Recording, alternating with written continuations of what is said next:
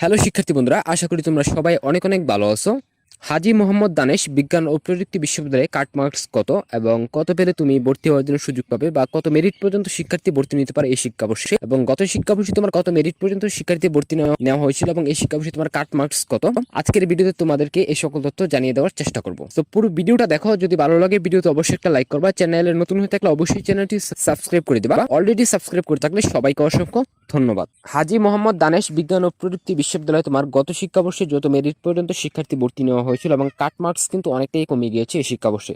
যেহেতু কাট মার্কসের ব্যাপারটা পুরোপুরি তোমাদের মার্কসের উপর নির্ভর করে, সেক্ষেত্রে যেহেতু তোমরা মার্কস তোমাদের কম পেয়েছো তোমরা এই শিক্ষাবর্ষে, তো তোমাদের কাট মার্কস তো এমনিতেই কমে যাবে। এই বিশ্ববিদ্যালয়টিতে তুমি যদি ভেটেরিনারি অ্যানিম্যাল সায়েন্স সাবজেক্টটিতে পড়তে চাও, গত শিক্ষাবর্ষে এই সাবজেক্টটিতে তোমার কাট মার্ক ছিল 55.75 প্লাস এবং প্রায় 6500 মেরিট পর্যন্ত শিক্ষার্থী ভর্তি নেওয়া হয়েছিল, এবং এই শিক্ষাবর্ষে কাট মার্ক হচ্ছে তোমার 45.75 প্লাস এবং যাদের মেরিট পজিশন তোমার 6500 এর ভিতরে রয়েছে, তোমরা এই সাবজেক্টটিকে চয়েস করতে পারো। Computer science and engineering CSC এই সাবজেক্টটিতে তোমার গত শিক্ষাবর্ষে কাট মার্ক ছিল তোমার 54 প্লাস এবং সর্বোচ্চ 7000 মেরিট পর্যন্ত শিক্ষার্থী ভর্তি নেওয়া হয়েছিল গত শিক্ষাবর্ষে, এবং এই শিক্ষাবর্ষে কাট মার্ক হচ্ছে তোমার 44.75 প্লাস এবং যাদের মেরিট পজিশন 7000 এর ভিতরে রয়েছে, তোমরা সাবজেক্টটি চয়েস করতে পারো। আসার সম্ভাবনা রয়েছে, যদি 7000 মেরিট পর্যন্ত শিক্ষার্থী ভর্তি নেয় তাহলে ভর্তি হওয়ার জন্য সুযোগ পাবে।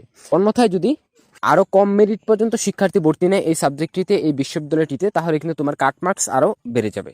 এগ্রিকালচার গত শিক্ষাবর্ষে কাট মার্ক ছিল তোমার 53 প্লাস এবং এই শিক্ষাবর্ষে কাট মার্ক হচ্ছে তোমার 44.50 প্লাস এবং যাদের মেরিট পজিশন তোমার 9000-এর ভিতরে ছিল, ওই সকল শিক্ষার্থীদেরকে ভর্তি নেওয়া হয়েছিল।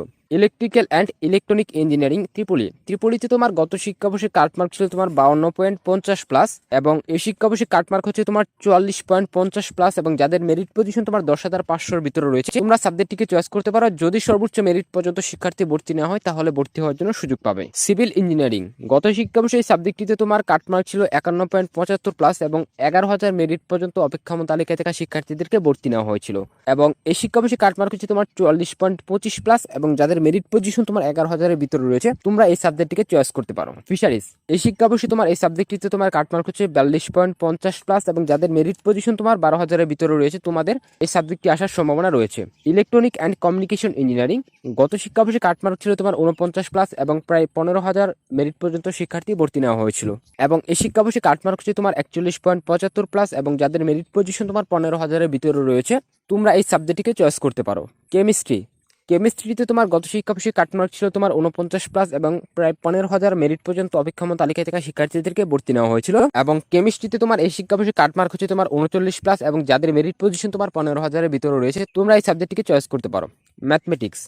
ম্যাথমেটিক্সে তোমার দেখা যায় প্রায় মোটামুটি সকল পাবলিক বিশ্ববিদ্যালয় কিন্তু লম্বা মেরিট পর্যন্ত শিক্ষার্থী ভর্তি নিয়ে থাকে, এবং এই বিশ্ববিদ্যালয়টিতে তোমার গত শিক্ষাবর্ষে ম্যাথে কাট মার্ক ছিল তোমার 47 প্লাস এবং 18,000 মেরিট পর্যন্ত শিক্ষার্থী ভর্তি নেওয়া হয়েছিল, এবং এই শিক্ষাবর্ষে কাট মার্ক ছিল তোমার 39.25 প্লাস এবং যাদের মেরিট পজিশন তোমার 18,000-এর ভিতরে রয়েছে বা তার বাইরেও রয়েছে, তোমরা এই সাবজেক্টটিকে চয়েস করতে পারো। ম্যাথ সাবজেক্টটি কিন্তু চলে আসার সম্ভাবনা রয়েছে।